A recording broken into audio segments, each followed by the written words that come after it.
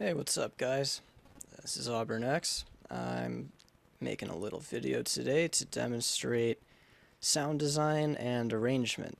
I'm gonna try to be brief. I'm not gonna go super duper in depth, but hopefully some of the shit that I tell you in this video will inspire you and give you kind of an idea of how to go about your own projects. So, without further ado, let's get this party started. So the first thing to consider when you're making a sound is its envelope, because that is the most obvious aspect of any sound. Is it fading in? Is it plucking?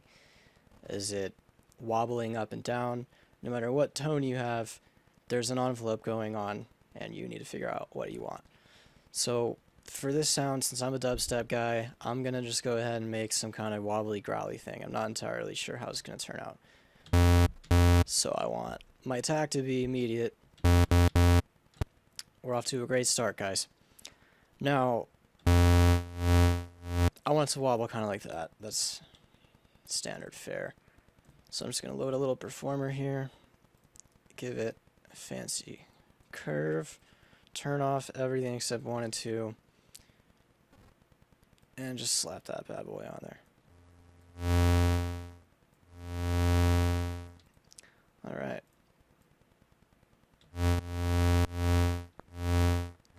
So now we've established the motion of our sound. We're already pretty much halfway there. Not really, but yeah. Now I want to figure out my tone. So for this sound, I want something kind of gritty and mean. So I'm looking at wavetables that are going to have that kind of organic, gross, metallic, I don't know, any kind of adjective like that is what I'm looking for.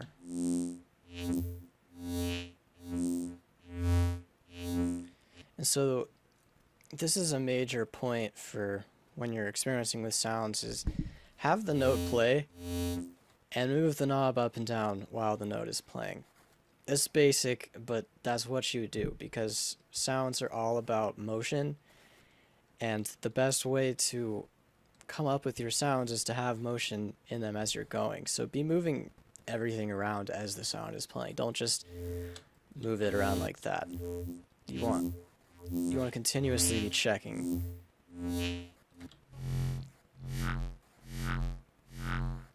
So that's kind of cool. I'm just going to do that.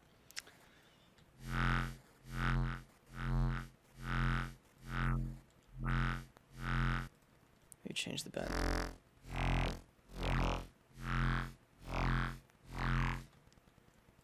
Now I'm not trying to make the coolest sound ever. I'm just kind of demonstrating how this works.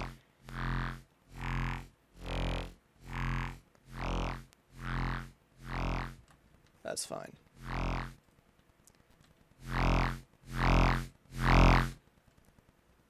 And when you get that initial tone, it starts to get much easier, because then at that point you're just building onto it and layering things. So I'll throw on another oscillator here and see if I can add some more tones into this. But the principle is the same. You're just moving the knobs as you go and trying to find that sweet spot. First, let's establish an envelope.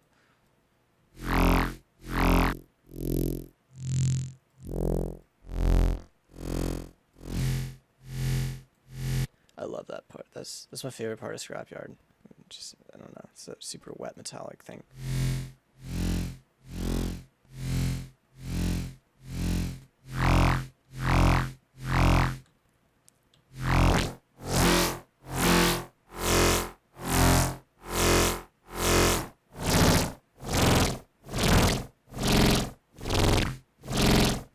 No. And you're gonna do a lot of things like that, where you make a change thinking, oh, this is gonna be a great idea, and it sounds like shit. That's normal, and it's part of the learning process.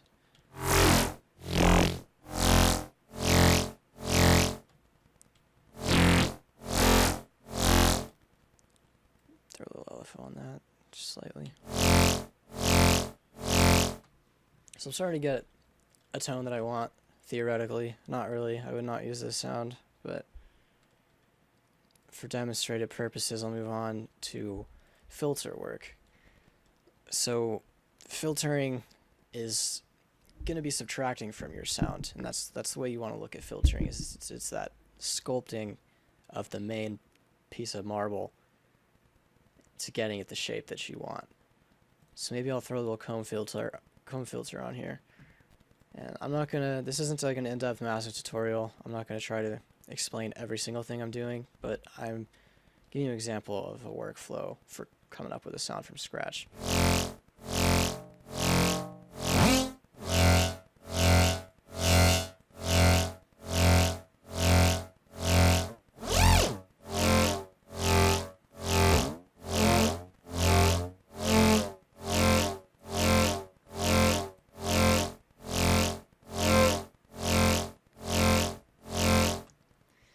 And you gotta get into the problem solving stage.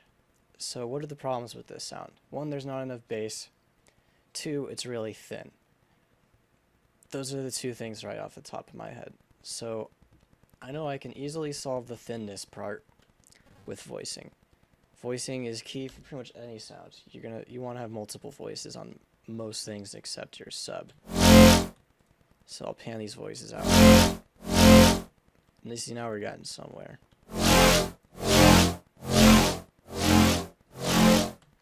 And the next problem that I can easily solve is if it sounds a little too clean. So let me throw a parabolic shaper on it.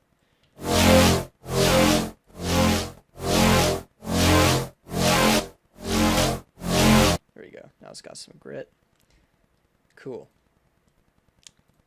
I could go on and on with this. I'm just going to leave it the way it is now.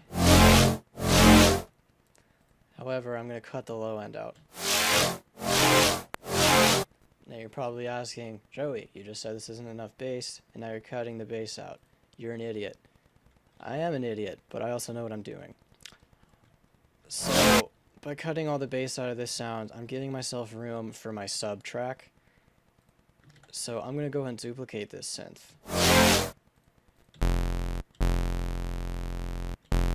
Yeah, I'm having this problem with Massive where even if I duplicate a synth, the patch is just blank. It's really cool. But it's fine, because I'm just making a clean sine sub out of this.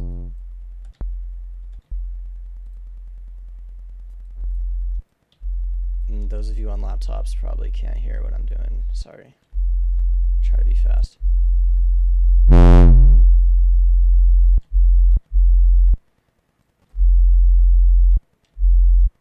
When you're making subs, make sure you're messing with the attack and the release so that you're eliminating those popping sounds. If you have an instant attack and an instant release, it's going to pop in and out, and you don't want that. Okay, so we've got some sub now. So since I cut the bass out of this initial one, it's going to sound much cleaner when I actually layer a sub under it.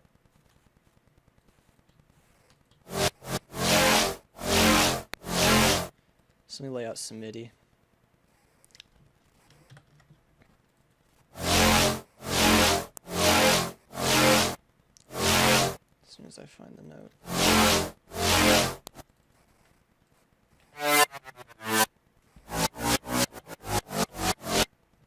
Cool.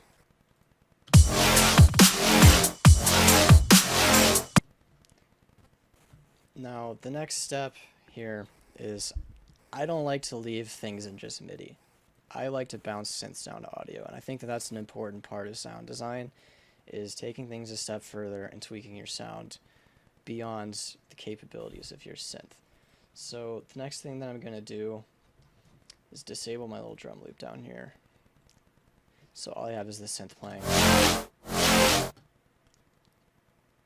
And I'm going to bounce that down to audio.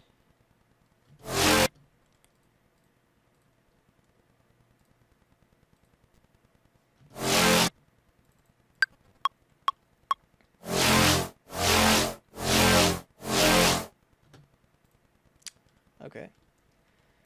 And a big tip before you bounce things out to audio, you might want to automate parts of your sound, maybe the wavetable position.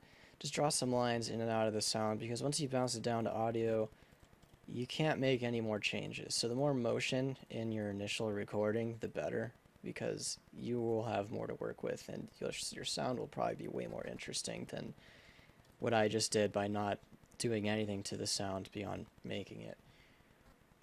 So I'm going to go ahead and turn this off now, and we just have this. I'll turn my drum loop back on.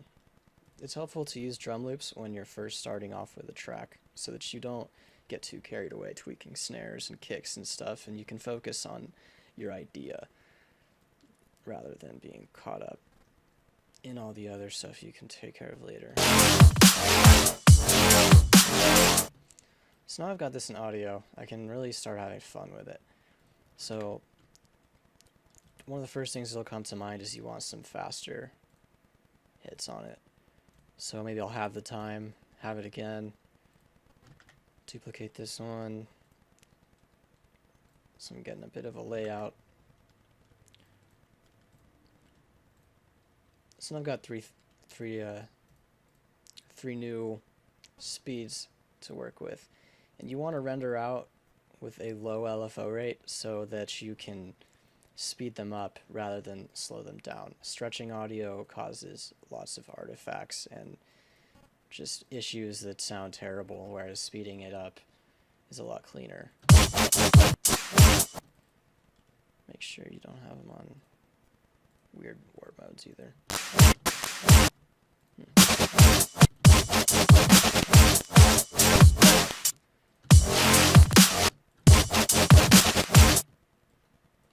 So I can throw these in here and start splicing the audio together in ways that the synth is impossible for a synth to do it.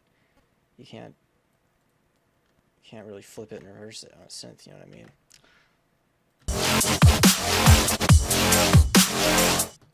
Maybe take this one, reverse it out.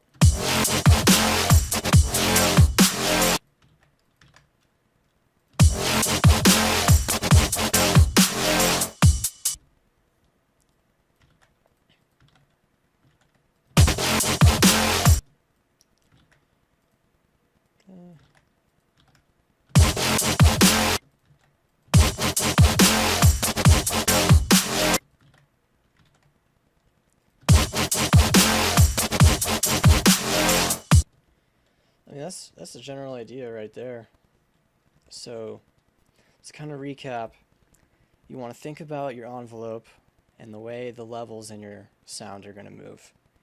And once you establish that, you have a framework for establishing your tone. And there's so many wavetables and synth shapes out there that once you experiment a little bit, odds are you're going to find something close to what you're looking for a lot faster than you think. Sound design is pretty cool that way. There's so many possibilities that you have a high chance of coming across something that piques your interest.